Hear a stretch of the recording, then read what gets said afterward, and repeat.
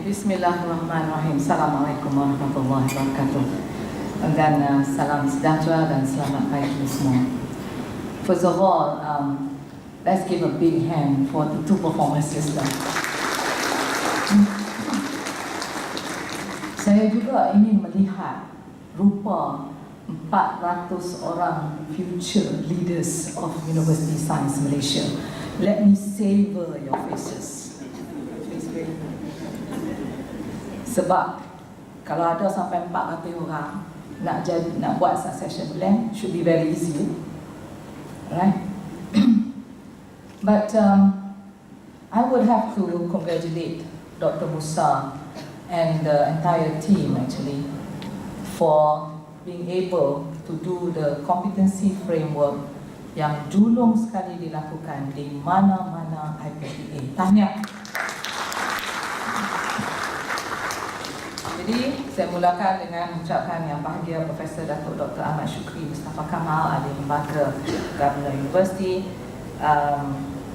Prof Zainal tak ada hari ini, semua timbalan-timbalan dan Chancellor, Ahli Jawatan Kuasa Pengurusan Universiti, semua ketua-ketua jabatan, future leaders of the university, termasuk future leaders among students, tuan-tuan dan perempuan sekalian.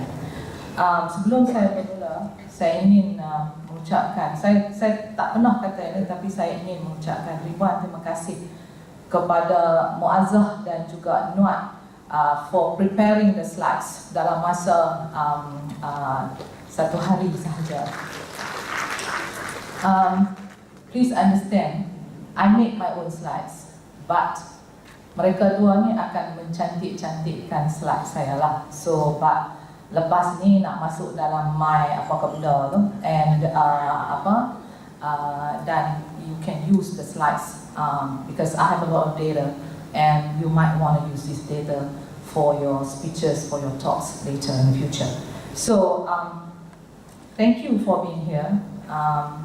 Hanya 5% saja yang tak dapat hadir. Saya harap dia dapatlah dengar melalui video or whatever that is now being prepared. So let me tell you, ladies and gentlemen, I'm not John Maxwell. I'm not one of those leaders yang boleh bercakap tentang leadership kedebak-kedebuk ni. What I have to say, I want to say it from the heart, because I have no other way of saying this, right? What it takes to undergo leading change. So I hope you bear with me, because what I have to say is based on experience, based on learning, based on what I went through in my life, memegang jawatan ataupun sebagai seorang pensyarah before during my younger days. So I will cover the scope of the talk: living in a changing world, what is the effect of fourth industrial revolution on leadership, talent excellence at USM, competency framework, leading change, model for change, and process of leading change, and then I will go through case studies. Sebab you cannot learn anything without going through case studies. And that's why I asked Musa this time around for the TNC bila ada forum nanti, to also tell people about case studies and how do you provide solution to the case studies. Because that is the real way of handling things on the job. A lot of you will hear a lot of things, but at the end of the day, you don't really know how to handle, and sometimes you handle it wrongly. And as a result, the aftermath of that, banyak troubleshooting need to be done. Yeah? So we will try. Let me begin by bringing you to the fact that the world is changing and that challenges of the 21st century are here to stay. I read a lot Peter Drucker, John Maxwell, but they belong to the 70s, they belong to the 80s. They are not addressing current situation with the disruptive change.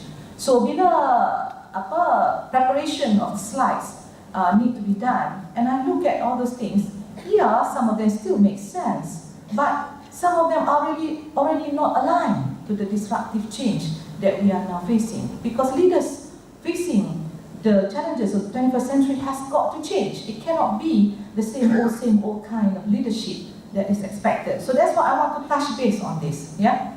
And We talk about the digital age and the kind of impact it has created to us. We talk about ASEAN economic community, global economic crisis, global competition due to globalization. This is real. And then we have to talk about fourth industrial revolution, whether you like it or not. We have to talk about it. And then, and we have to remember that change is inevitable. And that a lot of us are so comfortable the way we are, we don't want to have change. But change is for the brave, because only the brave is willing to change. Okay? So, the fourth industrial revolution is the era of convergence. Banyak kali kita cakap, dan entah-entah you all dekat Zubaidah ke kat mana lepas ni, apa benda yang fourth industrial revolution. So maybe some of you continue to say those things, but it is how we increase productivity due to artificial intelligence combined now with the hyperconnectivity of the internet. Alright, and this is the era of data analytics, this is the era of IoT, Internet of Things, Internet of Everything. This is the era of 3D printing, machine learning, robotics, and automation. Whether you like it or not, it's here to stay. And the fourth industrial revolution is not very far away. It has already crossed into our doorstep and making their way into our homes, into our workplace, into our lives. Right? And today we are so dependent on technology. We can no longer function without the smartphone. Dalam toilet pun kena jawab handphone tu menunjukkan betapa pentingnya kau, such that you have to answer and everybody else in the toilet have to listen to your conversation, right? So, and that we need GPS now, Waze, you know, this is the in thing. You know, kita dulu kan, kalau nak pergi rumah Datuk Syukri tu, kena tanya, dia duduk kat mana? Dia duduk kat Bayswater. Bayswater tu tak mana? Otak kena berfikir. And then how to find their way. Now I say to Datuk Syukri, send me your location.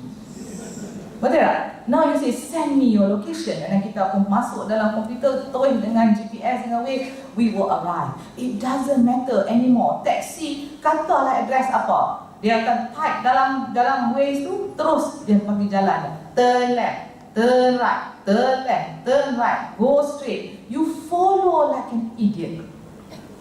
Did you realize that you are now so dependent on GPS and Waze such that you no longer use your brain to think. You no longer use your brain to think. Yes, technology has brought you advancement, but you also no longer think. To the point that this lady in Michigan, to the point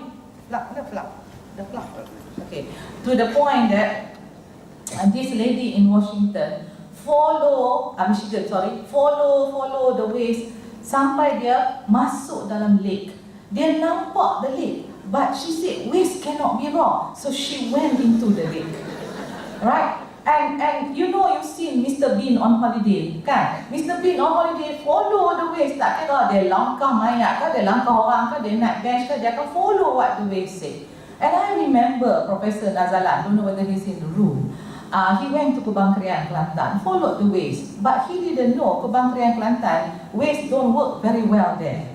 Alright, so, and he wanted to go to USM Kepimpinan, tu zaman jahiliah dahulu lah. Then he called saya dengan Mat, kata, tolong mandi aku Ustaz. Pasal apa? Dia kata aku dah arrive at USM Kepimpinan, Kelantan. So what's the problem? I'm now at the dustbin.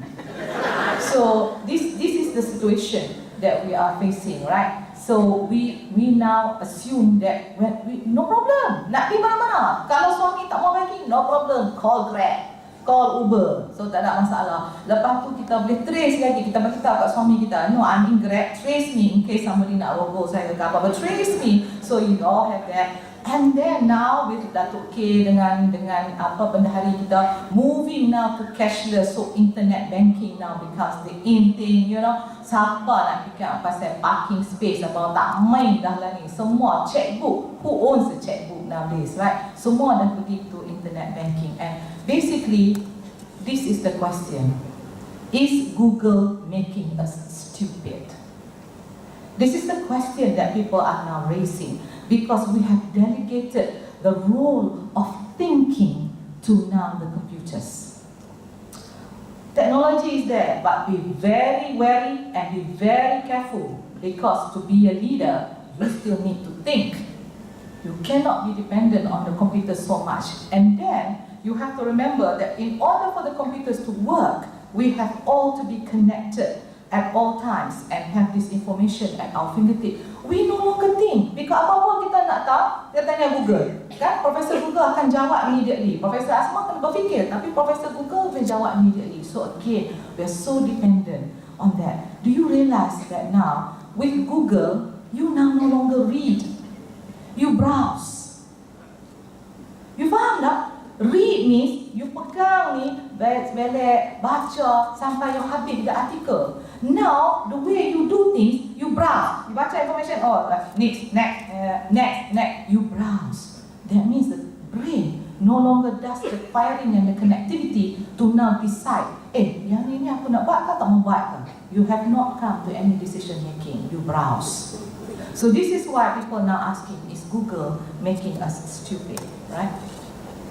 And this is the era where the only certainty is uncertainty. Kita tak tahu jobs of the future, kita tahu what is going to be there 10 years from now, 3 years from now. Now strategic planning tak boleh buat dah 5 tahun, because 3 tahun pun yang ngam-ngam.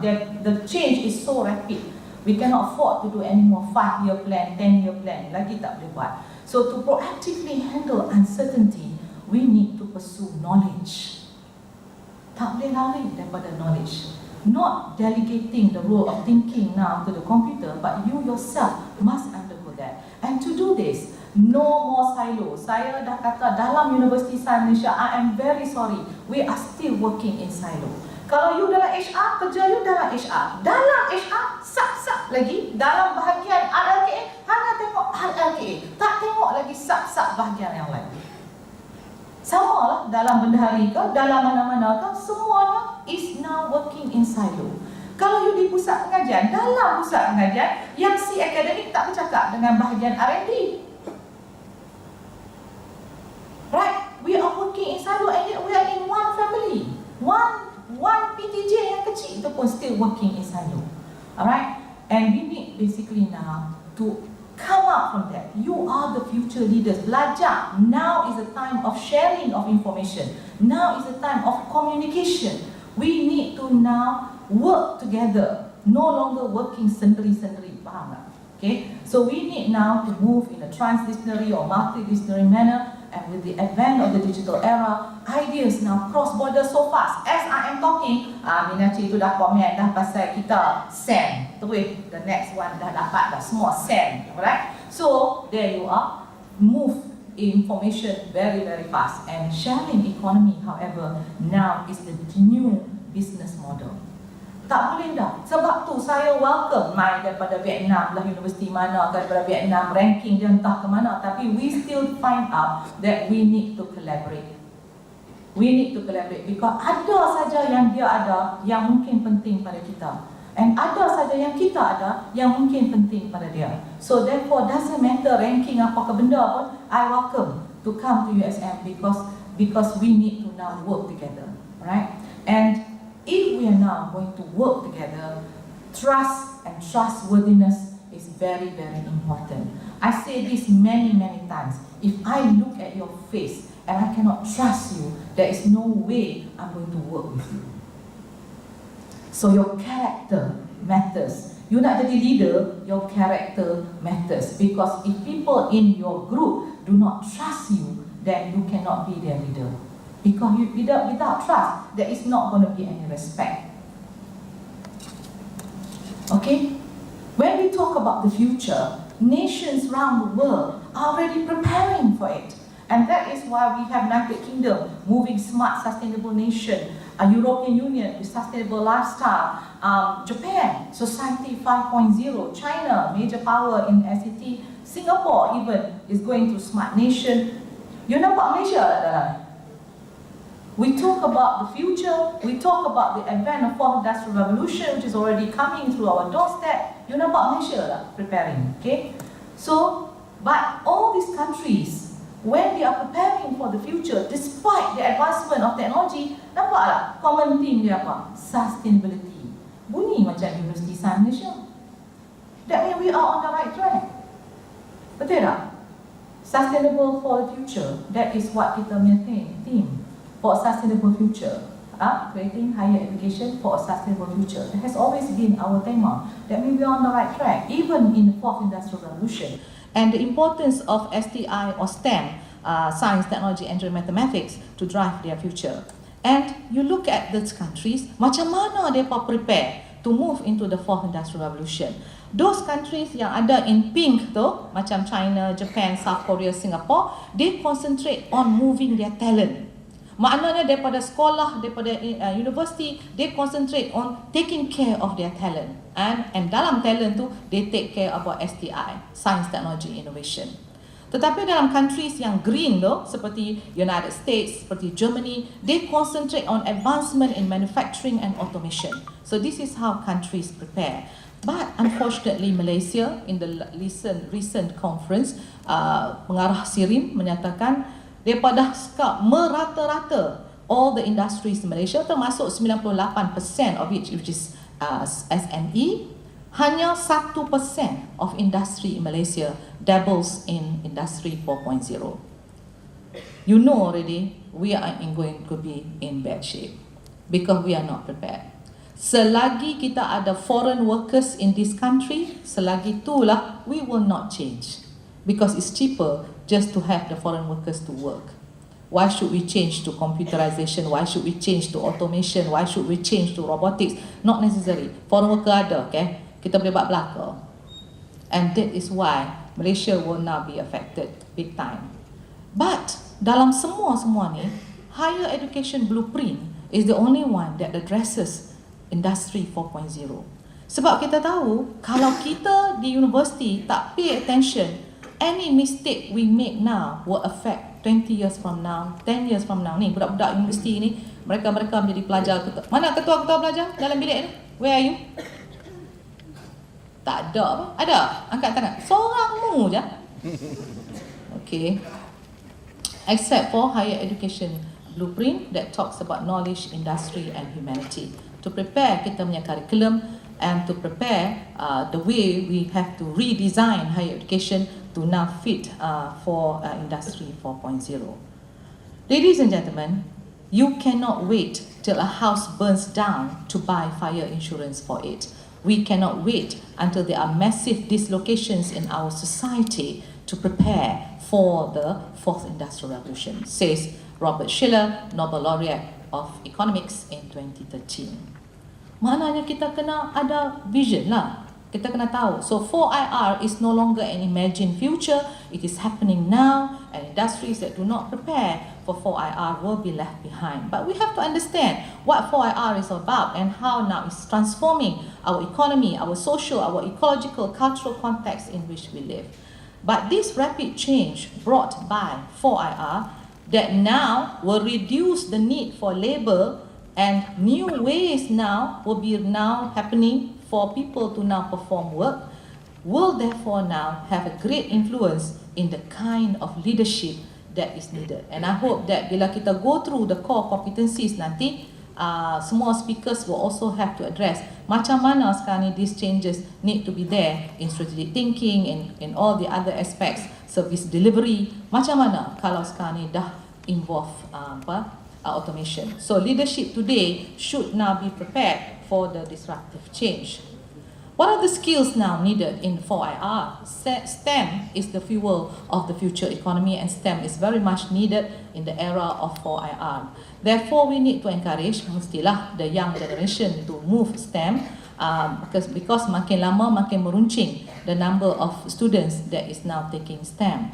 But we also need them to study the arts and humanities, bukan setakat STEM saja, so that they can now touch base with humanity, and this is STEAM. So this is why I say the convergence of knowledge, and we need the students of the future to be balanced individual, science, arts, balance also within character and knowledge. So skills of the future include the ability to learn. Nak jadi leader sekarang, you kena learn. Jangan kata kepada diri you, aku dah makan asam garam lama dah, tak payah dah nak dengar anything new. What else new that you gonna tell me that I don't know? Let me tell you, okay, you must constantly learn. Especially in the disruptive age, tak ada bendanya, you kena consistently learn. Alright, because there's learn, unlearn, relearn. You need to do all that all the time. So that's why saya berharaplah yang 24 orang tu bukanlah excuse sebab dia dah tahu belaka, tapi dia ada excuse lain yang lebih bernas yang tak dapat datang. Dan saya harap dia dapat tengok what this competency framework is all about melalui video. Then there is a matter of sharing of information, connect the dots, sebab critical thinking is definitely perlu, problem solving definitely perlu. Satu lagi, jangan silo, sebab kita kena build good relationship. Sekarang ni we are talking about good relationship with colleagues inside and outside the organisation. Sebab tu saya kata USM, my first day at USM keluar. What did I say? USM keluar. You cannot learn anything and everything you want dalam USM. You have to network. Keluar ni dalam Malaysia lah ni, dengan ketatnya nak pergi keluar negara, keluar dalam Malaysia sahaja. Tapi macam-macam boleh pergi UUM, boleh pergi UNIMAP, boleh pergi ramai universiti. You tak keluar lagi pergi ke IPTS. They are moving very fast. They are responding to change very very fast. You need to learn from IPTS, not just from IPTA.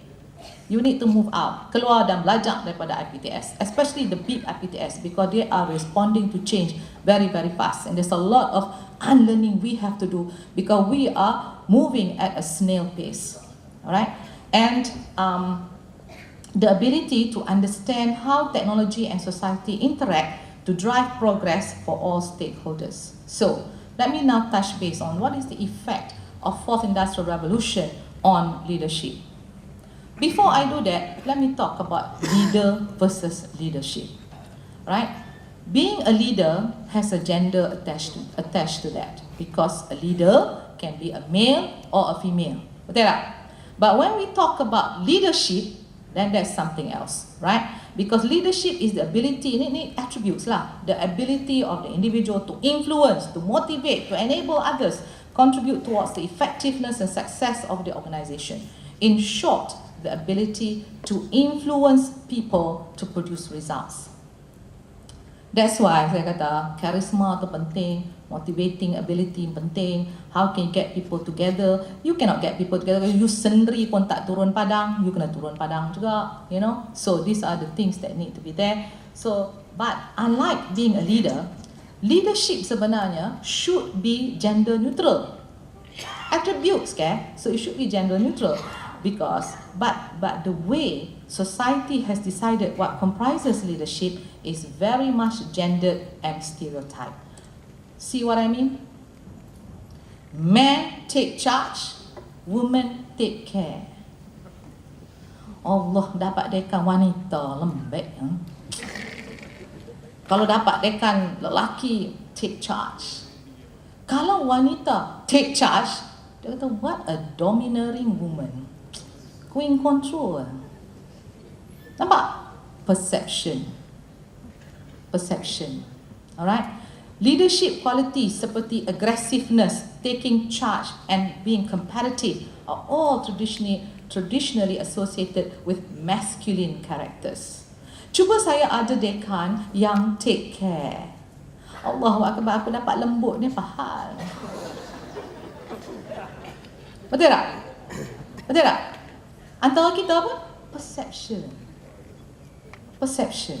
right? So, but research has found that many women leaders have different management style than men. Women leaders tend to be more concerned with consensus, with teamwork. Bila buat decision tu together, bukan decision tu dictatorial, alright? And participation and caring. Fikir tak pasal benda ni? Fikir tak kat orang ni? Fikir tak hati dia rasa macam mana? Fikir macam-macam lah. And they are more willing to share power and information. Yang lelaki ni kurang sikit kalau dia nak share power and information. So, empowering employees is not a problem for a woman leader. Okay, ini research katalah, right? This is known as interactive or participatory leadership, di mana ramai-ramai rata-rata will now get the buy-in in order to get any policy being done. In the era of connectivity and knowledge at the fingertips, Everyone now wants to have a share in what policy is now happening in this university. Trust me. Semua orang duk baca internet, semua orang is a coach. Everybody is now saying, cara aku betul untuk nak run this university. So basically, everybody wants to have a share in how the policies are made in the country or even in an organization. But research has found that participatory leadership displayed by women leaders have been correlated with better organizational performance. Kedua, next thing before I go deeper. Are leaders born, are leaders made or born, or setengah orang kata Allah, you're born to be a leader. Sebab tu lah gitunya, you're born to be a leader. But leadership basically is learned. It's not genetic. Alright? So lectures and seminars on leadership like today, alright, can give you good information, but it does not develop leadership skills. So, bila nak pergi conference on leadership, fikir 10 kali lah, what is it that you're going to learn? Because you akan dengar, sebab tu kita hantar orang pergi kursus jaga kaunter. Right? Kursus kaunter macam mana nak, because you kena smile, you kena ni. Balik ke USM, bengkak masa gitu juga. Tapi dia pergi kursus kaunter, jaga kaunter macam mana. Dia tahu front line, dia ada front line. Tapi muka macam tu juga. They never learn. Macam saya rasa buang duit kita hantar pergi all these kursus-kursus ni.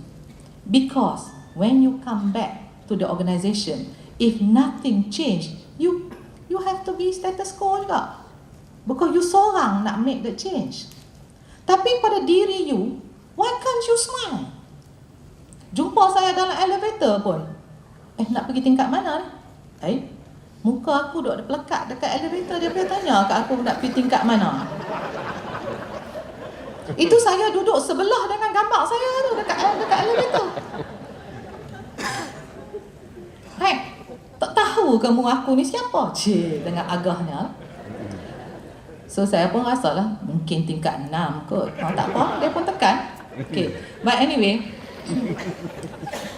lectures and seminars on leadership, as I said, you have to you can know about it, but you have to develop the leadership skill. So to be a leader, you must have courage and commitment, and this comes with skills and experience. So take on, ladies and gentlemen, you want to be a leader, those wannabes here in the room, take on the worst problems at the workplace and try to solve it.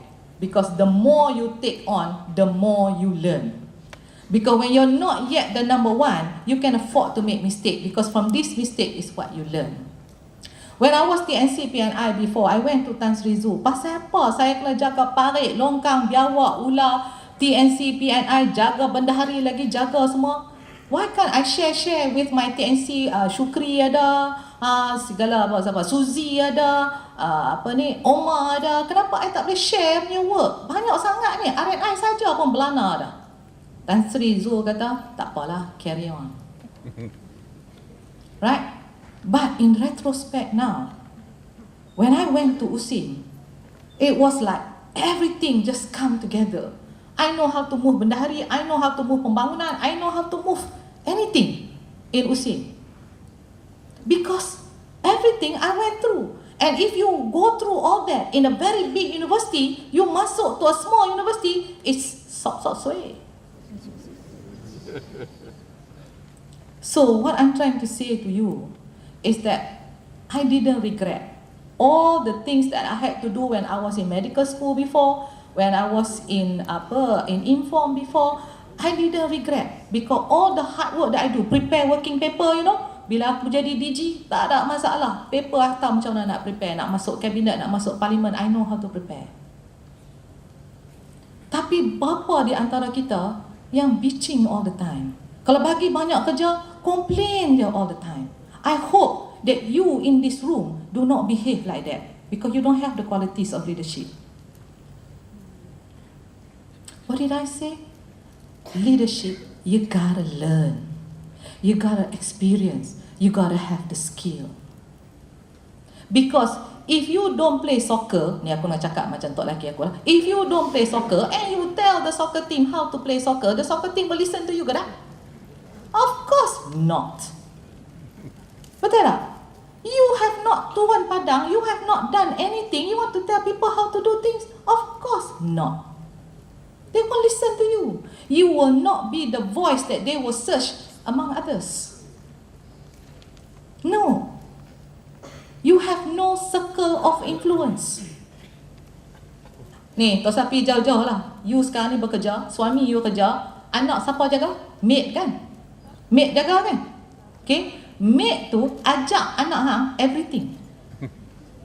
Lah ni you balik, you panggil anak you worry why anak you tak respect you. Because you can be CEO in big companies, but you have no circle of influence on your own child. Circle of influence is very important. So, buat kerja. So, like I said, to be influential, you have to know what you're talking about, and only then will people look out for your voice above others. So, leaders learn by doing, through experience and not mere words.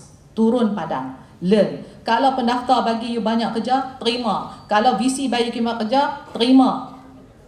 Kalau dekan bagi banyak kerja, terima. But because you are dekan, VC akan bagi you, TNC bagi you banyak kerja, terima. Jawatan kuasa ni, jawatan kuasa tu. Every jawatan kuasa, you are actually meeting people. You tahu perangai dia huduh ke tak, perangai ni huduh ke tak. Ya ni pitching dia pandai tapi solution tak ada. You boleh tahu. That's how you get to know people. And then from there, that's how you know siapa hebat, siapa tak hebat. Supaya you as dekan boleh network dengan dekan satu lagi yang berjenis. Because like will attract like. That's what leadership is all about. When you are this kind of character as a leader, you will attract people who are like you. Birds of a feather flock together. Right? So, what kind of leadership skill now do we need to cope with 4th Industrial Revolution? How to successfully manage people who are not sitting in the office in front of you. Problem dengan kita sekarang ni sebagai leader, kita tanya, TNC PNI mana? Oh, hari ni tak ada, Datuk. ANA mana? Hari ni tak ada, Datuk. Tak ada belakang. Yang aku main kerja ni pasal apa? Ada hari 3 TNC tak ada. Saya tak boleh run JKPU. Right? So basically, we need now, even diri saya sendiri, kena more focus on results. Dia tak ada sebab dia buat benda-benda lain. Hopefully ada result lah, tapi we must be focused on results.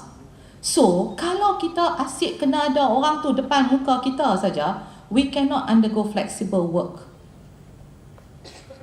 Flexible work hours tak boleh. You tak trust orang. Betul tak? Bagi flexible entah hilang mana, tak tahu. Okay? So, how to measure and reward in a virtual workplace? Hey, hello, tomorrow we're talking about gig economy. We're talking about digital. You can be in Starbucks but working for someone in Havana and making money. So, bottom line is that, how now do you reward people who are virtual? Now we are talking about working from home. Right? You work in an organization in Australia, the universities in Australia, because it takes such a long way to come to University of Melbourne. In my last meeting in Glasgow, most of the lecturers work from home. Allah, kalau work from home, kita boleh percaya ke? Dia buat apa kat rumah dia? Kan dia pergi shopping ke? A lot of distrust that is we now see. And how to virtually connect diverse skills that will now lead to optimal results. So, the leader to meet leadership in 4th Industrial Revolution is now known as the new network leader. Buku perkara ni tidak ada dalam Maxwell, tidak ada dalam Drucker sebab benda ni tak berlaku dalam zaman mereka. Alright, the new network leader will comprise of traditional leadership, diversity, ethical responsibility, agile relationship. Satu, traditional leadership yang hampa duk baca lah bila before nak mai dalam ni mestilah kena tahu sikit-sikit dah. So takkan tak prepare buat homework langsung kepada pelajar-pelajar, kita suruh buat homework. Pada kita sendiri masuk bengkel, mai dengar apa dia nak kata lepas roti canai penuh dah. So that's not the way. You need to be prepared juga. Makan dekat Cargas before mai. That's another one. So traditional leadership penting, masih penting, jangan buang. Traditional leadership is still there. Where you have to be a role model, you have to be an inspirer, you have to be an enabler, you have to be an achiever, masih penting. Apa? Role model demonstrate honesty, values, integrity. Because if you have integrity, then you make decisions with integrity. Kalau you dah tak ada integrity, you buat decision pun menyeleweng dah. And this is where you start to lose respect from people, right? And you have to be charismatic, articulate, energized, keep learning. Most important, why I besar kan, as a role model, you kena support people. Look man, VC, TNC, we cannot go down to what's happening in your PTJ. You know the people in your PTJ most. Semua tu ada ranking down the line. Dekan kena tahu pensyarah-pensyarah dia siapa. Yang menjadi AR ni, yang off ni kena tahu sekarang ni bawah dia kani-kani tu siapa. All that you kena tahu. And if they are good, support them, defend them for kenaikan pangkat. Ini saya minta, saya suruh Lee Ket Tong cari mai pensyarah muda yang hebat-hebat untuk mendapat anugerah ni, anugerah tu. Dekan sendiri tak calon. What the? Kita pula from the top kena cari makhluk-makhluk ni and ask them to isi borang, and I shouldn't have to do that. I shouldn't have to do that. Sebagai dekan ataupun pengarah, you cannot be more hungry than your people. This is the problem. When the dekan sendiri is hungry, dia tak mau membenarkan orang lain. Dia tak boleh nurture orang lain to grow. Because dia sendiri nakkan benda tu grow kat diri dia dulu. Dia sendiri tak profesor lagi. Dia sendiri dah profesor, tak A lagi. Sebab orang lain dah A, dia masih B, tak A lagi. Awak ni. And then kalau ada makhluk muda yang lebih hebat, dia buka tidak nurture. Why? If you are not ready, don't take up. Don't take up the leadership. You akan menganiayai orang. Sincere from my heart, don't take it. Kalau you dah tak hungry, take leadership. Because now you have the opportunity to allow people to grow. Because you dah go through it all. It's alright. Kita boleh nurture orang. Okay, so support your people and defend your staff. Masa datang kenaikan pangkat untuk profesor, masa datang kenaikan pangkat untuk Profesor Madya, ini dekan dia sendiri yang bunuh. Okay, so itu The other one, inspirer, of course lah, visionary, set directions. Lee Ket Tong duduk, jangan berdiri, banyak kursi depan. Okay, and then enabler. As I said, help people to grow. Satu lagi, empower people. Saya tak suka dictatorial. I said already daripada awal lagi, stop being VC centric. Nak buat apa kena tanya VC? Terserahlah, I swear to God. If I see a dekan that tulis, terserahlah kepada top management. Apa nak buat? Hey, hello, the buck stops with you. This is your PTJ. Make the decision, rightly or wrongly. The buck stops with you. You're not here to be Mr. Popular or Miss Popular. You're here to be fair. Okay? So, and achiever. Bila nak jadi achiever, can we focus on result and not focus on the person? Focus on the result. Orang tu boleh deliver, result tu deliver ke tak? Maybe orang tu tak ada ke office, tapi result dia ada. Tapi bila kita nak bagi LPP, kita tengok dia tak ada dalam office ni, result ni tak tahu main mana, tak tahu. Mulalah kita sanksi sebab we are very focused on wanting orang tu depan biji mata kita, baru kita percaya orang tu buat kerja. Tapi orang tu mungkin boleh ada depan kita, tapi dia duk sembang lah, dia duk main social media lah. Right? So things have got to change. So leadership in the 4IR must talk about diversity. Sekarang ni saya dah kata, leadership style between men and women differ. Dalam komposisi sebuah organisasi, we also need to have a mixture of men and women. So we have to, dalam kita punya PTJ, intentionally create a diverse environment that is critical to successful leadership, mixed between men and women, mixed with different social background, different degree. Maknanya, jangan pilih semua AR daripada social science. Saya nak sekarang ni diversity. Lah ni kita nak buat data, AR tak boleh perform. Minta maaf. Because you have no idea how to do data analytics. Hello, kalau tak tahu, belajarlah. Dah jadi 52, 54, still tak mau belajar. I told you, nothing stop. You gotta learn. Present dekat saya data yang mana kelak-kelak punya presentation. You sendiri tak perlu buat analisis. Saya tanya soalan, HR apa ni yang menjadi ketua-ketua tak boleh menjawab. Macam mana? You have not done any data analytic. Macam mana you nak buat informed decision? I said the future leaders have to be thinkers, critical thinking, problem solving. Nak problem solve macam mana? Data tak reti baca. So this is the thing that you need to now undergo. And then agile. Kalau strategic plan, CPUU ni pergi kata, oh, governance of USM kena agile. Tak apalah, governance of USM is agile. Very good. Yang leadership pun kena agile. Kalau sekarang ni, apa kita kata? How do we prepare the students today, Farhan? We say the student today, because we don't know what kind of job they're going to be in the future, we say they've got to be flexible, they've got to be adaptable. Whatever fundamental knowledge yang kita ajak kat dia, inilah digunakan pada masa hadapan to face the disruptive change. Right? So we are talking about innovation as well as being flexible, adaptive, agile. Bahasa Malaysia, tangkas,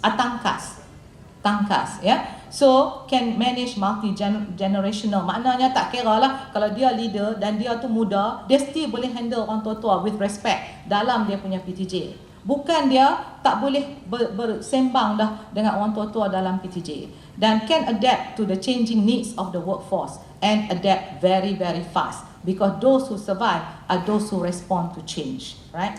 And ethical responsibility. Let me tell you, what make or break you now is going to be ethics. Leadership with ethics, integrity is so very, very important. And humanity and values. Compassion, empathy, all these things should be inculcated in the education of the future. You all ni dah ter-educated dah. So basically kalau tak diajak, belajarlah that you have to have all these things now. So PM Tun Mahathir talk about bersih, cekap, amanah.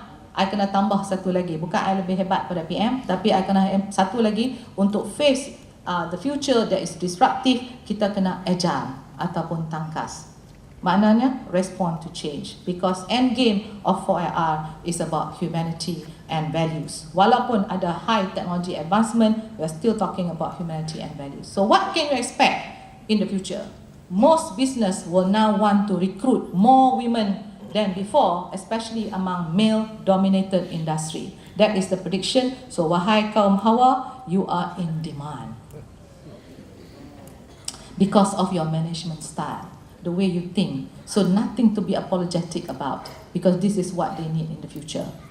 And reasons include fairness and equality, but they now find that having a diverse team of men and women tend to make the business more innovative, and therefore companies that is now moving in 4IR will now look for more women. But gender gap will still exist. Women will tend to lose more jobs in the future kalau dia buat repetitive job.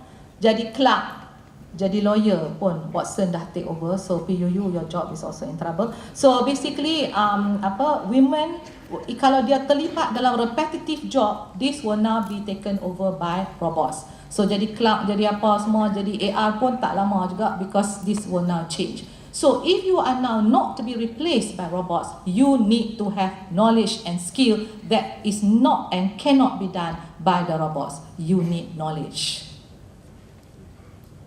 You need new knowledge. Okay? So women yang ada dalam non-technical job ni akan lose their job lah. So therefore, technical jobs will now require more women, because in order to move for fairness and inclusivity, so saya highly suggest that more women now take up science, STEM.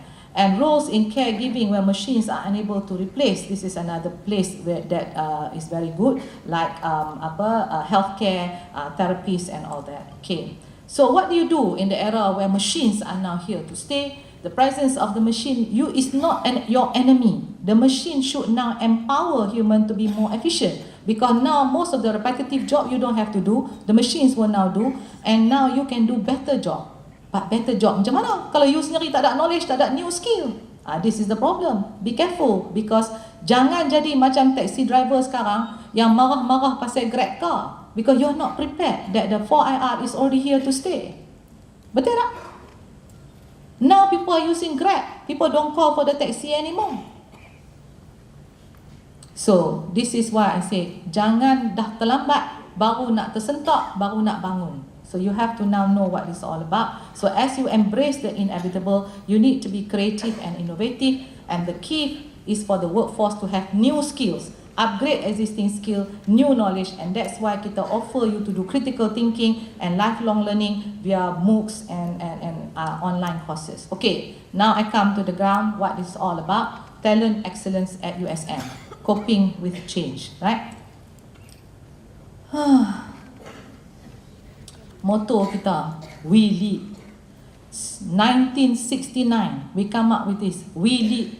Kita tahu dah tak tahu apa bendanya we lead. And what it means to say we lead. Basically, when we say to the world, motto University Science Malaysia, we lead, maknanya to remain competitive, we must be agile and we must be the first one to respond to change. Bukan IPTS. University Science Malaysia. Kalau tidak, jangan guna perkataan we lead. Right? Kita ada mission, vision.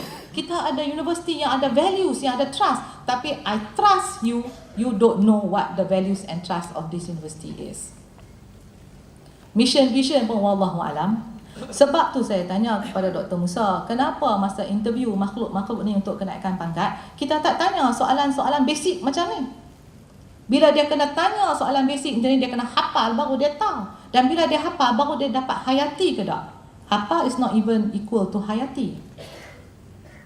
Alright? So, kita dah ada all these things, and then berapa kali dah kita duk dengar video transformation tu, tapi I don't know how much of it went through your sanubari. How much of it is inside you to say, I gotta change whatever I'm doing. So, based on that, kita ada the ASUH model, which is based on kita punya core values, kita punya trust. That's how we come up with our appropriate sustainability, uniqueness, humanity. And for that, kita ada all these values yang kita letak, and all that now comprise the 7 core competencies that we now need to see and address today and probably tomorrow as well. Okay. So, dia apa kata, kalau nak lead this university, kalau berani nak lead this university, the vision, where you want to go, need to be clear. Okay, you ask me where we gonna go. And I say to you, we want to be the preferred university by design. By design. Sebab sekarang ni kita kena berfikir how we move. This is disruptive change. Things move very fast. Bukan by chance dah. So, we say the word we lead. And to lead, we must be the first to respond to change. Sebab tu saya kata, sulung, #sulung selalu. Sama ada kamu faham atau tidak faham. Sebab, kalau kata we lead ni apa semua, mungkin tak faham. Tapi kalau kata sulung selalu, faham tak? Anak sulung, bukan anak bongsu. Maknanya nak buat apa-apa, macam sekarang, competency framework. Ramai universiti dah dengar ni, USM buat competency framework. Sulung selalu. Hebatlah. Because we are the first to think about how to make that change in the way we run this university. Right? And we not only lead. Our ideas must be unique, must create distinctiveness, and we do it #USM style. That's why I use these words.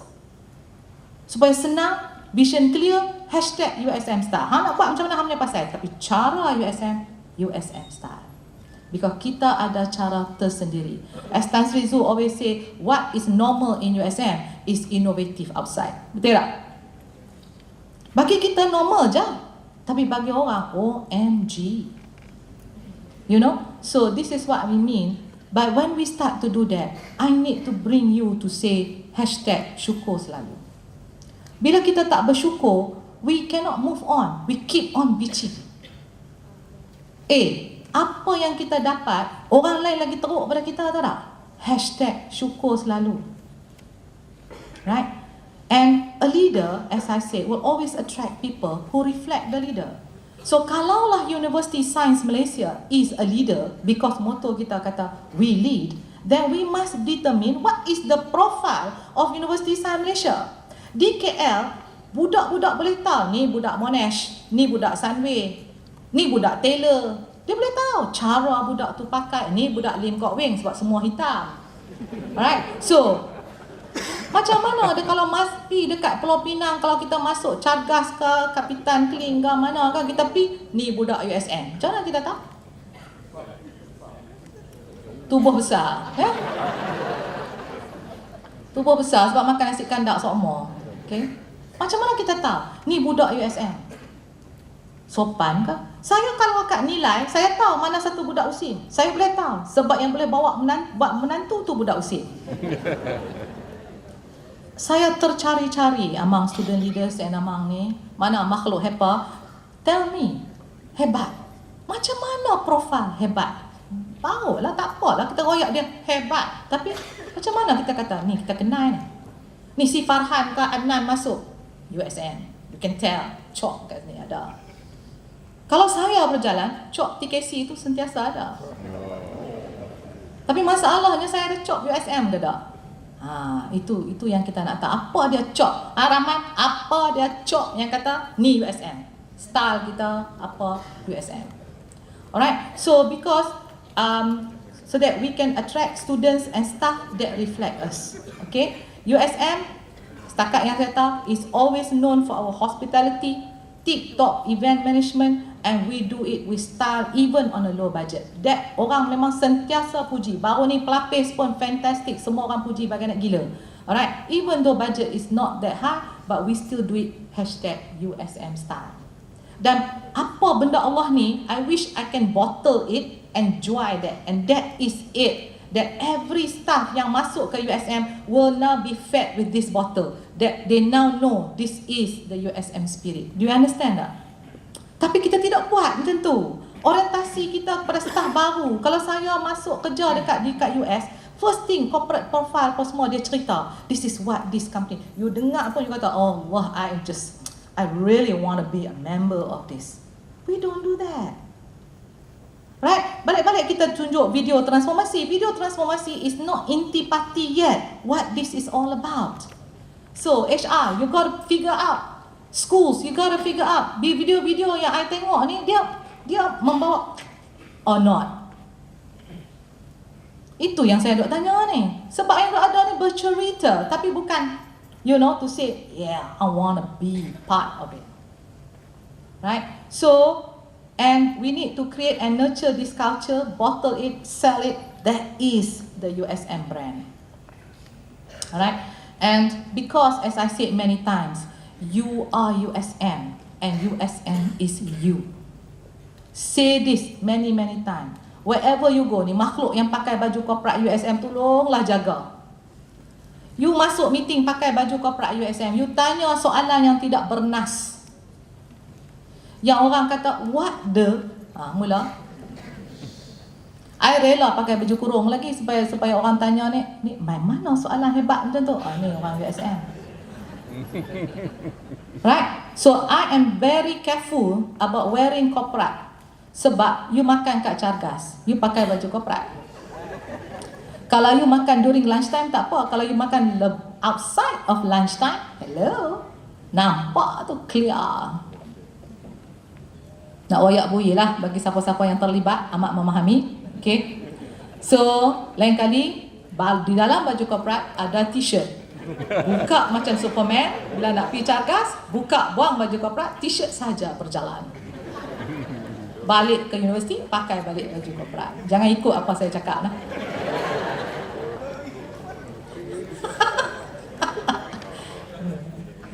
Okay, so let me ask you another thing. Sincerely, kita ni tahun depan nak celebrate 50 tahun dah ni. So for the last 49 years, USM has been blessed with great leaders that moved the university by chance. But with the advent of disruptive change, we need to plan the future by design. Betul tak? Learning kita ni bersyukur tak? I kata syukur hashtag selalu, we are a great university by chance. But the thing is, if we had done it by design, should it take 49 years to be a great university? Or maybe we can take 10 years and be a great university? Because bottom line, I need you to be, I am USM by design. Because kalau kita buat by chance lagi, insya-Allah we will not survive in the disruptive change brought by the 21st century. Okay? Because if we fail to plan, we plan to fail. Right? So therefore we need to move the university now by design supaya bukan student saja hebat, staff pun sama hebat juga. Tak guna kita bawa benda ni merata hebat, hebat, hebat. Saya masih tertanya macam mana rupa makhluk hebat ni. Hepa masih belum berjawab pada saya. Angguk je weh, angguk ni. Setahun dah ada angguk ni. Right? So now we come to USM. Kita lihat sekarang ni data. Kalau you berani jadi PNP di USM, you berani jadi dekan atau ni, your data regarding your PTJ, you better have at your fingertips. Because I will ask you question and you tak boleh jawab. Because you have never bothered to look at your statistics. How did you make informed decision? Makhluk yang jaga RLKA. Saya tanya soalan, berapa RLKA kita ada? Tak boleh jawab. Macam mana kita jaga RLKA kita tak tahu? Makhluk yang jaga IPS, kena jawab pada saya. Berapa graduate student kita ada? Gender apa kita ada?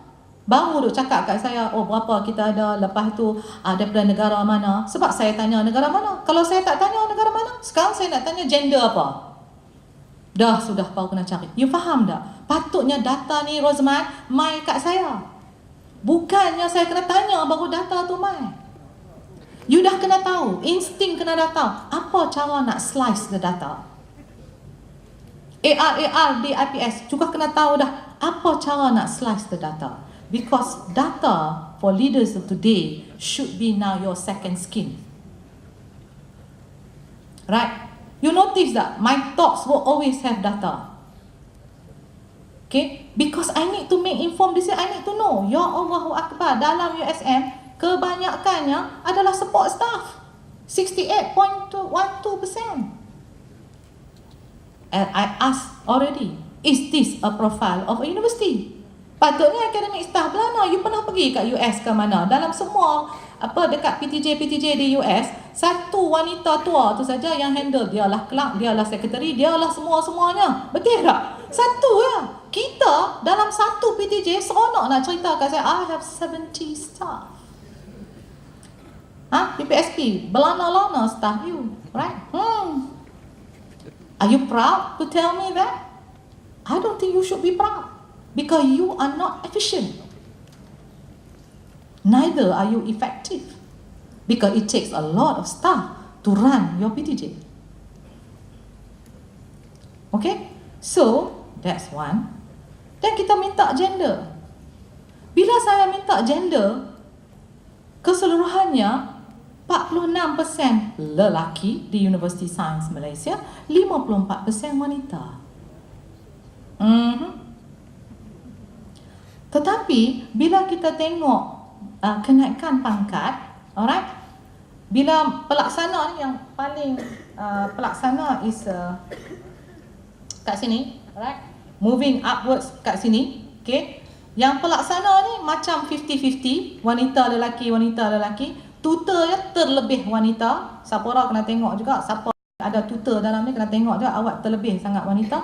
Tetapi cuba makhluk TNCA dan juga makhluk terlibat dalam kenaikan pangkat. Cuba tengok apa pasal suddenly in one slide I boleh nampak bila ada kenaikan pangkat wanita meruncing. To the point that Professor Grade A, wallahualam, ada wanita ke tak? And why is that? I have to ask you. What you doing about it? So, nampak tak? The leaky pipeline berlaku di USM, tetapi the leaky pipeline berlaku di mana-mana juga. Tetapi janganlah terlalu ketara sampai tidak ada wanita dalam Professor A. What are you looking for? And whether what you're looking for is right. This is something I need you to change. Tengok balik cara kita nak bagi kenaikan pangkat. Right? So, bila saya tanya, slice. Dalam semua ni, saya minta slice lagi. Akademik, pegawai pentadbir dan pelaksana. Show me the gender. Bila tengok, lebih kurang Tapi whatever it is, kita kelebihan wanita. USM is the fort for women. Right? So, kita nampak akademik pun 52% wanita, lelakinya 48, tapi bila mai kenaikan pangkat, semuanya lelaki, kurang-kurangnya wanita. Bila tengok pegawai pentadbir, ramainya wanita, tapi bila kenaikan pangkat juga kurang wanita. Dan bila kita tengok pelaksana, sama saja. So basically, there are more women than men, but we need to have a look now whether they are holding positions that can change policies in the university, because their input now is important in order to make performance to be increased in the organisation. That's why I showed that data before. So bila kita tengok makhluk-makhluk yang memegang jawatan ni, kita tengok yang jadi dekan, yang jadi pengarah, yang jadi ketua-ketua PTJ, perempuan 32%, lelaki 68%. Ironic, isn't it? In an organisation with lebih ramai wanita daripada lelaki, tetapi yang memegang jawatan in front adalah lebih lelaki, dan bukan pun at 50-50 ataupun ni. Of course lah, kalau pagi Kanita dia kata gender parity of 30%, satisfied. Okay, USM, Asma, SBC, not too bad lah, 32 out of 30%. What the, I'm not a very good vice chancellor then. You see what I'm trying to say? Right? Okay lah, kita tengok HOD, mungkin tahun depan ada changes in this percentage. Okay? Kita tengok pula pelajar. Kalau tengok pelajar, public university, nampak tak? Yang merah tu perempuan. Public university berlana-lananya perempuan compared to lelaki. Alright? This is in 2012. I just nak tunjuk you data 2012 versus today. Daripada zaman jahiliah 2012 lagi, sudah ramai wanita ada di IPTA. Tetapi hanya 3 vice chancellor saja wanita. Right? Tengoklah difference. 61% wanita versus 39%. This is not 50-50 dekat-dekatnya. This is big vast difference. So if that VC lelaki is not gender sensitized, kesian bagi pelajar-pelajar wanita dalam universiti tersebut. Kalau tengok private, private not too shabby, dekat-dekat lah juga. Tengok USM di zaman 2012, USM 59% wanita, 41% lelaki. Kita tengok sekarang, 61% wanita, 38% lelaki. Makin lama, makin pupus. Kita kena bela lelaki yang ada di dalam USM ini sekarang, sebab mereka sudah jarang-jarang kita nak nampak. Yeah. Right? So we say now, as we move to merit, entrance of the universities via merit, you're going to see much more women coming now into the university. Memanglah tertanya setiap tahun, si kaum Adam masih tertanya-tanya, di manakah kaum aku? Di mana mereka? Mungkin di pusat Serenti. Okay? So this is something that we need to see. So we di USM kena undergo gender sensitization, tapi terbalik. Orang perempuan bila ramai juga kena jaga gender sensitif tentang kehendak-kehendak lelaki, dan sekiranya orang lelaki yang 68% menjadi dekan dan pengarah ni juga kena be gender sensitized tentang kehendak-kehendak wanita. So ideas to ponder. As I said, we have now more men than women on campus. Sama ada staff, student, kita have more women. So Bapak Ustaz Syukri, mana kamu? Do we have enough surau for women on campus? Dalam masjid selalunya kecil tempatnya wanita, besar tempatnya lelaki. Ikut Madinah, ikut Mekah, not in USM. Hello, think again. There are more wanita to sembahyang at that time than lelaki. So, sediakan tempat yang lebih luas. Is what I mean lah. Okay. Do we have saya tertanya di hati kecil. Bila kita buat rumah, yang si laki arkitek ni akan tengok design, architecture dia. Tapi always bila dia buat rumah, kitchen too small. Betul tak? Betul tak? Sebab dia tak memikir. Padahal kalau arkitek tu wanita, kitchen dia kena besar. Because this is where the family gathers. Bila balik mak nasi. So mesti dia masuk kitchen. Tetapi kitchen dia kecil. Right? Betul tak? Notice tak? Kalau you beli kondo ke apa, the kitchen is small. Right? So if you now want to build your house, can you please be gender sensitive and make the kitchen bigger? Okay? So bottom line, saya tanya juga, bukan setakat arkitek punya gender tak sensitif in designing condos or rumah, dia juga tidak gender sensitif bila dia design masjid atau surau. Wanita apabila lepas semayang, dia kena ada mirror. Dia kena ada mirror, dia kena ada powder, dia kena ada tempat yang gantung dia punya telekung. Orang lelaki tidak perlu apa-apa. Mirror pun tak perlu sebab rambutnya enggak ada. Right? Therefore, Ustaz, tolong form a team. Cuba pergi tengok dekat surau-surau yang ada lah ni, di PTJ yang dah declare tempat-tempat ni sebagai surau. Is it in proper memikir dah to have all these things yang I kata? It's just being gender sensitized. And mereka yang jadi dekan-dekan yang lelaki, I ask you masa I punya talk to have room for breastfeeding. Buat ke dah? So Kanita, I task you now, go to all the PTJ, report to me makhluk yang tak sediakan area for breastfeeding. Right? So ini yang saya kata, cakap tapi tidak ada implementation berlaku. So please do that. Satu lagi, kita juga kena sensitize kepada other religion. Kalau kat airport dekat Amsterdam ke dekat Europe, dia ada separate room called meditating room untuk mereka yang bukan daripada religion Islam, untuk dia juga buat dia punya semayang ke, dia punya prayers ke. Kita berfikir tak? Kenapa kita tak berfikir? So all these things now need to be there. And satu lagi, do we care to have a women's sports complex? Mana pengarah sukan? Mana HEPA? Because you know why? Bila orang perempuan main dah ni, kita kena pakai ni, kita kena pakai hello, panas lah you, hello. So if we now want to play netball, Zafarina, kalau kita dalam kompleks wanita, kita boleh relax, kita boleh, tidak perlu pakai tudung, kita boleh, do all those kind of thing. So that's one lah. Kalau kita nak buat, bukan kita tak boleh buat. Right? So if we believe in sustainability, mana HEPA? Tinggal HEPA seorang, lain semua lari dah. Tinggal HEPA dengan PNI. Okay. So, if we believe in sustainability, kenapa kita tak create green domes? Kenapa? Kenapa kita tak create green domes? And if we believe in sustainability, kenapa kita tak create green office? Green tu bukan bubuh pokok, tak tak? Hampa punya green, aircon merata. What kind of green is that?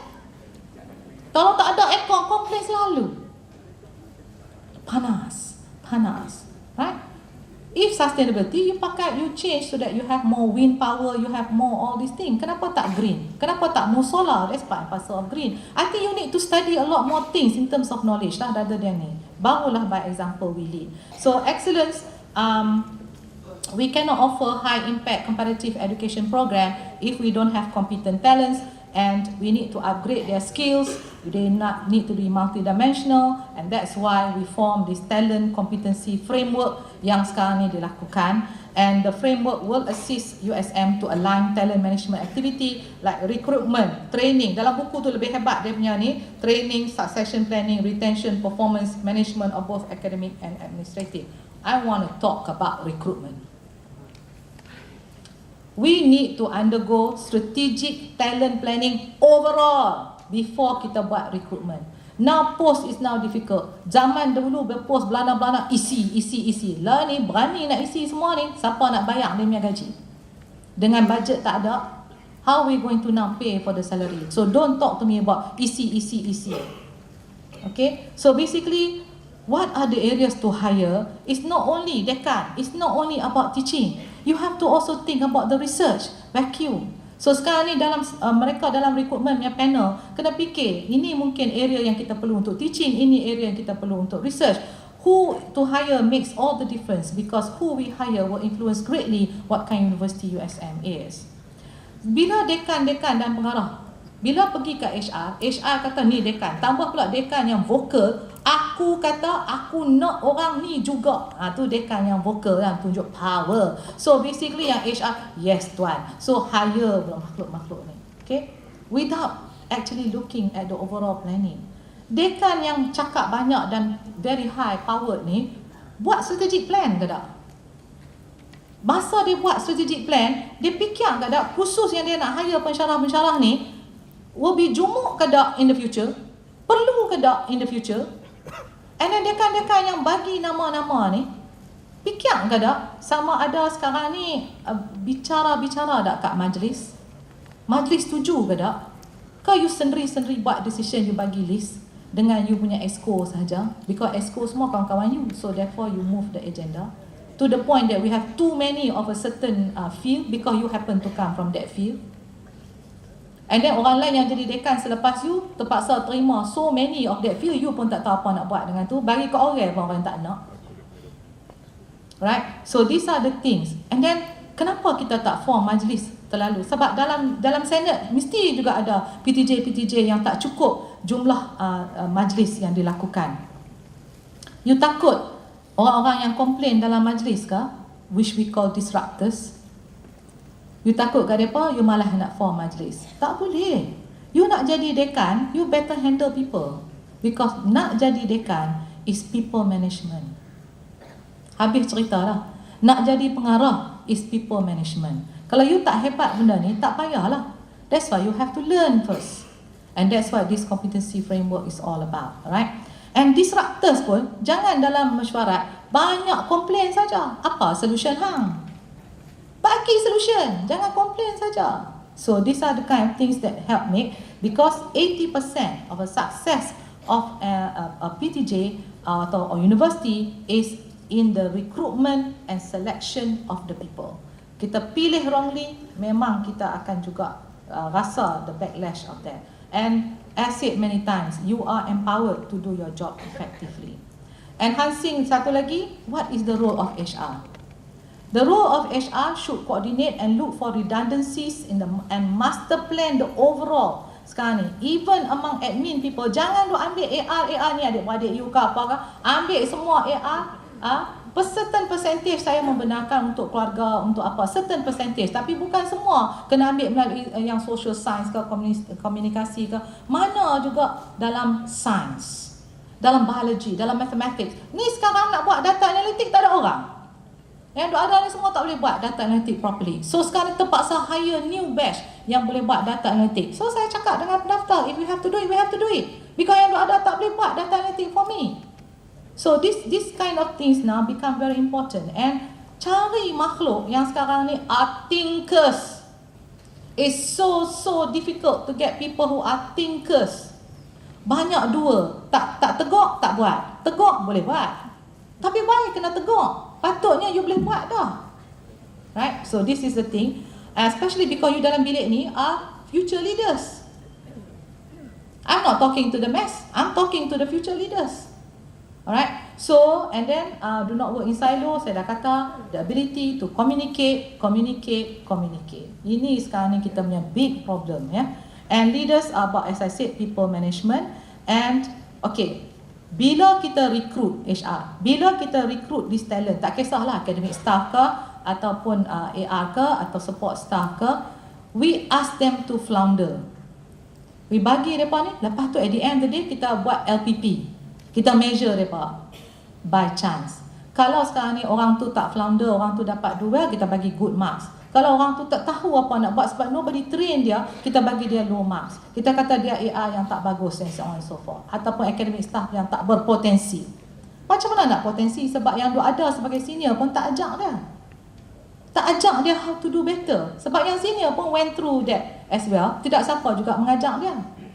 So at the end of the day, we need now to undergo this competency framework. Maknanya expectation. Kalau hang ni jadi AR, what is expectation? What are the core competency that you need? That's why we are doing this. Supaya sekarang ni you know now this is what you need to do tanpa being told what you need to do, right? So having the right competency is very important for the staff. So competency is about the amalgamation of knowledge, of skills and ability to now be able to produce individual work outcomes at the same time or to enhance organizational performance. And you ada dua jenis, core competency and functional competency. Core competency is what we are addressing in this particular workshop, which now is the fundamental requirement untuk you menjadi leader di University Sains Malaysia. Functional competency are unique competency yang you have. Macam kalau you technologist, you should now be able to do all the diagnosis ke apa. So these are special competency. If you are dalam bidang pharmacy, you should know how to do some of the bioequivalence ke apa. So this is special, tetapi core competency is something you need to have. And semua orang dalam bilik ni, whether you lucky or not, all these 7 core competency will now be taught to you, and insyaAllah you should come out from this room by tomorrow lebih hebat daripada sekarang. And saya sekarang ni concentrate on one of the 7, which is basically leading change, the one in orange, and the ability to bring about change in one subordinate towards more positive attitude and higher level outcome. And if you now look at the book, you will have now what is it that top management kena buat. Then kita ada what is it middle management kena buat, what is it support staff kena buat. So kita ada semua benda ni, barulah expected competency itu lebih terselah dan structured. So for people at the top management, kita kena have the attribute to empower people, create environment that the staff members are motivated, able to remove any stumbling block yang bagi orang tak motivated, and able to evaluate the change through appropriate strategy. Tu yang Musa kata my strategy ke my apa ke yang ada KPI, then we can now evaluate. This is for middle management, able to empower people. Middle management ni you all lah, dekan, pengarah sekarang ni, alright, to empower people, create environment that staff members can do, implement and manage change through appropriate strategy, able to evaluate change through appropriate strategy as well. Implement and evaluate, and support staff. They mesti be able to understand the reasons for change. Barulah you dapat buy-in. So therefore the dean have got to communicate tu yang saya panggil town hall. Sebelum sekarang ni top down decisions are made in the PTJ. So it's able to support the culture change and able to participate in that culture change. Okay. The model of change, bila kita nak buat change, basically we have to unfreeze. If there's a problem statement, how do we now want to provide the solution? We have to unfreeze the existing policy yang ada tentang that perkara. Lepas kita unfreeze, we will undergo a transition period to see what kind of feedback that we're going to get, and after that we will freeze to make sure now that that particular policy, change yang kita buat tu menjadi the new policy. Lepas kita dapat buy-in dan dapat good feedback, that the way what we are changing now will make a difference to the society. So this is the model of change. I think we can go through all that by the slides, right? But I want to talk about leading process, the process. This is what is missing in the way you have been trained. The process itself to undergo that change, right?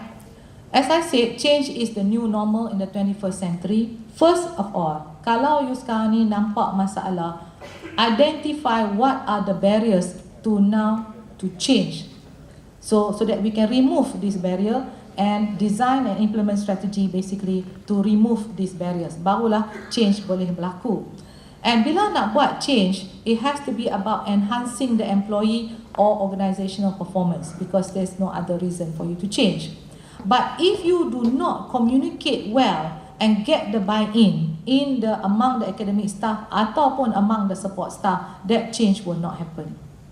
It will not happen. So that's why, as I said, nak jadi leader sekarang ni is about getting people and managing people, right? And employees juga, bila kita dah ada dalam universiti, and if now we want to undergo change, they cannot be spectators. They must be involved and become the partner to involve in change. Saya kata sekarang ni, Faizal, transformasi, saya kata banyak kali, I have a war on sugar. I have a war on sugar, and I said war on sugar and creamer. And I open the bag yang diberi kepada makhluk hari ini, and what do I see? A plastic full of gula-gula. Oh, gula is not the same as gula-gula.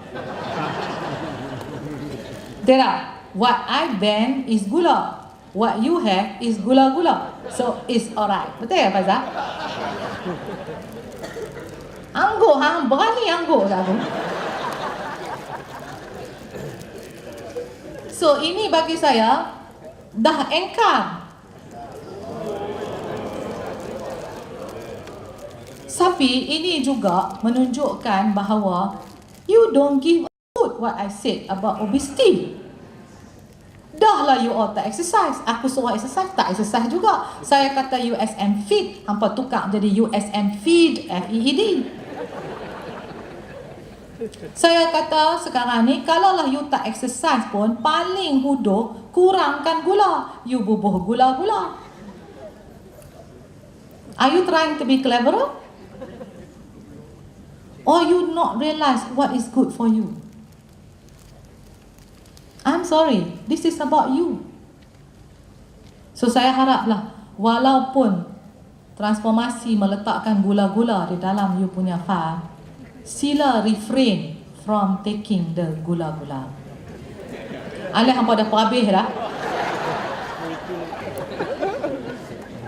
Okay, so this is what I mean. Bila saya cakap pasal war on sugar, war ni, I need to follow up sok more. I need to follow up to make sure. How do I do follow up? I akan make sure sekarang ni policy kepada PTJ separatekan the gula and the creamer, and bagi orang tu just teh kosong saja atau kopi kosong, biar dia decide pasal dunia dia. Kalau dia nak mati cepat sendiri, biarkan dia. Tetapi jangan pastikan semua orang pun kena minum gula tu juga. Dan kadang-kadang it's so manis that you memang leave, kan, you minum sikit-sikit you leave, and as a result wastage. Kita ni budget tak cukup, why are you wasting? So sekarang ni saya kata AR level, dekan level, mungkin setengah dekan kata yang ni pasal wanita saya tak reti benda-benda ni, yang jadi AR ni pun sama hebat juga. Alright, saya kata no sugar, bila bagi lunch dekat saya dia bubuh ayak gula. So maknanya tak hayati langsung, there is no change in the thinking at all. Right? So hope this change lah. So there must be a sense of urgency. A sense of urgency, saya dah kata banyak kali, we need budget. You cannot turn around this university without money. So bila kita bagi KPI, kita bagi white envelope, macam-macam pula main. Alright? So saya harap tidak ada lah macam-macam, because you sendiri akan lament there is no money. And how you going to make that change? And for the next 2 years, KSU dah kata there's no money coming also to enhance the budget. Turun lagi ada. And for a research university, we have nothing else except your emolument. There's no operational. So apa you nampak hari ni, apa you makan kat luar ni, is all about the money that we generate ourselves. Okay? So you have to build, if you want change, you have to build a team that can now create that change, and that change must be a compelling vision to change, and you have to communicate this vision effectively. Sebab tu bila saya balik daripada kementerian, saya guna perkataan town hall. Town hall is not about one-way street. Town hall is about two-way street. Mana orang yang menceritakan tentang apa nak buat, kena dengar sama feedback daripada orang yang mendengarnya. And then empower them to act on that vision, and hopefully we get the results quickly, and we build on the progress, and bila dah ada progress, good progress, we then change it into policy. So that is the change. So in short, there are 8 steps to undergo that change. So now I want to go to case study. Dekat nak habis dah. When I first came back to University Science Malaysia, after leaving it for 5 years, ramai kawan-kawan saya semua pakat nak retire. And this was my problem at kementerian. Bila MPN masa tu menulis terlalu ramai pensyarah-pensyarah was not hired back, yang profesor-profesor was not hired back, all because same old. Semua yang lepas retire kena bagi gaji full profesor dengan mereka punya pension. Jadi university cannot afford, pilih-pilih pula profesor mana saja yang dapat, profesor lain semua bye-bye. And we have many bye-byes, right? So by responding to the change, so when I come back, I say why not we form flexible scheme for retired scholars. Okay, so this flexible scheme sekarang ni membenarkan kita punya retired scholar to now be able to still function. Tetapi bila kita dah retire, there's no more kenaikan pangkat. Saya nak bercakap ni kepada komiti-komiti yang terlibat dalam mencari dan approve flexible scheme. Niat nawaitu tu kena betul. Right? They are now flexible scheme. Mereka dah profesor dah. Mereka dah tunjuk dah what they have done for the university.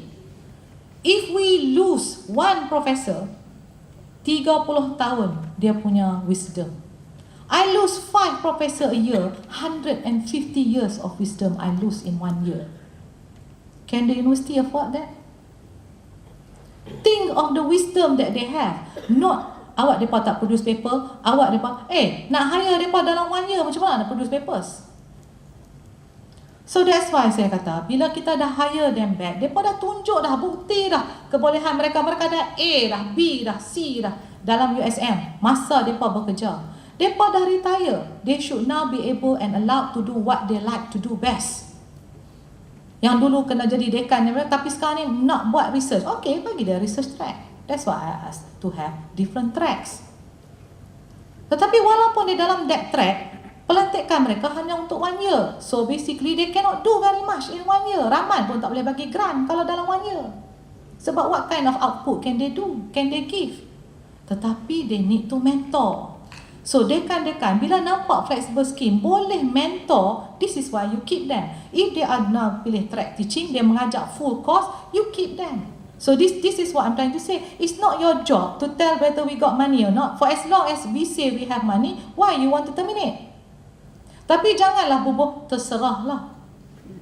Ada lagi makhluk, terserahlah. Right? You can't even decide whether the professor who has proven himself to be a professor should stay or should not stay in your own PTJ. You cannot decide. How can you decide on big things? Right? So please, no more terserahlah yang datang balik kat saya. Right? So basically kita dah kata 4 track. The problem statement is the wealth of the university lies in the wisdom. Alright? To stop brain drain, that's why we have flexible scheme. Agile, respond to a situation. Sekarang ni semua kebanyakan universiti sekarang menggunakan flexible scheme. We lead in forming this because as soon as I come back, I saw this. You bayar what? 10,000, 8,000, 10,000, 12,000 according to at the last hakiki mereka retire, apa dia orangnya, campur dengan duit pencen, cukup lah. I don't quite agree to menjadi, tapi you have the choice nak jadi pensyarah kehormat tanpa any salary, is also yours to do, to contribute back to the university. Semua track ni ada, you boleh buat pilihan. Right? So these are the flexible scheme. Right? Kedua, saya nak bawa kes ni. Case of silo. Sekarang ni, saya menjadi chair untuk laporan prestasi pengurusan hutang USM. Dengar baik-baik. Saya ambil satu line saja. Penghutang RLKA. Less than 1 month, dah hutang 507. Less than 1 year, dah hutang 4.5 million. Less than 3 years, dah hutang 7.2 million. Greater than 3 years, 31 million. Total 43 million. And kita akan write off on the 5th year. You faham tak apa maksud ni? Maknanya, makhluk yang jadi RLKA sekarang, yang default. That means mereka ni dah default. Mereka dah masuk court. That's why sekarang ni dah ada 43 million tu hutang. Okay? On the 5th year, bendahari akan bawa pada LGU dan this will be now write off. Baik mereka hutang million-million, write off on the 5th year. So, nak jadi RLKA. Tak? Kita sekarang ni tanya, look at the problem. Bendahari bawa benda ni kepada ni. Patutnya ada pendaftar. So, kalau hari tu pendaftar tak main, siapa pun tak tahu. Orang yang jaga RLKA pun tidak tahu tentang perkara ni. Sebab orang jaga RLKA lain. Orang yang minta pergi court lain. Orang yang kutip hutang lain. Oh, kita ada 3 different PTJ to do take care of this one makhluk yang memang tak contribute apa-apa dah kepada USM. Because once you breach the contract, they no longer serve USM. Understand? USM now lose $43 million. $43 million, Yati, we can pay for teaching and learning. We can pay for other things yang you are amat-amat memerlukan di PTJ, rather than serve dan bagi duit pada mereka yang tidak akan contribute pada Universiti Sains Malaysia. You sedar tak benda ni? Kenapa berlaku? Tanya tak soalan, kenapa dibiarkan berlaku perkara ini? Ini yang saya tanya, where are the thinkers? You saw this is a problem, this is a problem statement. Kenapa kita tak solve? First question, berapa RLKA yang terlibat? Data, tak boleh jawab. RLKA yang berhutang ni mai pada mana? UK ke, US ke, Australia ke, New Zealand ke? Mai pada mana? Tak boleh jawab. Sebab tak buat data analitik to slice. Tak jawab. Sekarang ni saya tanya balik. Zaman jahiliah dahulu, kita boleh kata dekat RLKA, janji you dapatkan universiti yang top 100 ataupun top 200 in the disiplin, you boleh pergi. Pilihlah mana-mana universiti you nak. Betul tak? Right? Kalaulah we had sliced the data, we would know that RLKA yang balik pada UK berhutang million-million because British Pound. RLKA yang balik pada US hutang lebih. RLKA yang balik pada Australia hutang 300,000 je. Because it's cheaper in New Zealand and in Australia. So, dan sekarang ni kenapa kita tak change and adakan policy? Ni kita yang bagi duit kan? Kenapa kita tak change and adakan policy? Pilihlah mana-mana, tetapi awak hanya boleh pergi ke Australia, New Zealand, Singapore, Hong Kong, Korea, China. Why can't we say that? Dan hanya yang terpilih yang dapat really Oxford ke Cambridge ke, barulah kita fikir untuk bagi dia pergi UK ke US ke, masuk Harvard ke MIT ke. You faham what I'm trying to say? Polisi tu, pakcik HR, polisi kita. Kenapa kita tak tukar? This is what I'm saying about change. Kita biarkan benda ni berlaku. Berapa lama dah kita? 49 tahun dah. Kita biarkan benda ni berlaku. Tak tukar-tukar. Right? Kalau kita tahu, we can do a lot of things now. That's what I mean by having critical thinking. Ini baru RLKA. Saya tanya, macam mana kutip hutang? Oh, bukan hutang, bukan kita. Hutang tu determined by PUU punya section. Okey, panggil makhluk PUU pula mai. Macam mana you kutip hutang? Oh, saya buat negotiation dan kita letak schedule plan. Makhluk ni hutang berapa? Wah, 1.4 million. Oh, 1.4 million makhluk ni kena bayar berapa sebulan? RM200. RM200. Bayar sebulan 1.4 million. Hello, kalau rumah saya 1.4 million, saya bayar 4,000, 5,000 sebulan dah. Betul tak? Tak, don't worry Prof. Kita sediakan, dia panggil Prof kat aku, sediakan schedule. Mula-mula bekerja, bayar 200, kemudian naik ke 500, kemudian naik 700, kemudian bila dekat akhir kerjanya, kita minta lah 4,000. Tapi bendahari write off on the 5th year. Bila makhluk tu nak sampai jadi kaya? You understand what I'm trying to say? On the 5th year, kita dah write off. So basically, he got away scot-free. And we land with 43 million negative. Right? Saya tanya soalan lagi. Macam mana collect duit? Hari ni kena belakang. Okay, pisau aku keluar. So, macam mana collect duit? Kita collect duit tiap-tiap bulan. Wow. Kita collect duit tiap-tiap bulan. So, tiap-tiap bulan dia bagi macam mana? Dia tulis check. Rata-rata bagi tiap-tiap bulan. Oh, dia bagi 2 bulan, lepas tu 3 bulan tak bayar. So, dia bagi bila nak habis 1.4 million. Kita collect duit tiap-tiap bulan, check. Yes. Kalau sekarang ni kita kata kat dia instruction ke, kita kata macam tak, kalau dia tak bayar, ni benda-benda hak bendahari pula. Kalau dia tak bayar, kita akan panggil PUU. So PUU letak surat gertak untuk dia nak bayar balik. Saya duduk di Putrajaya. Saya punya rumah 3,000 sebulan saya kena bayar.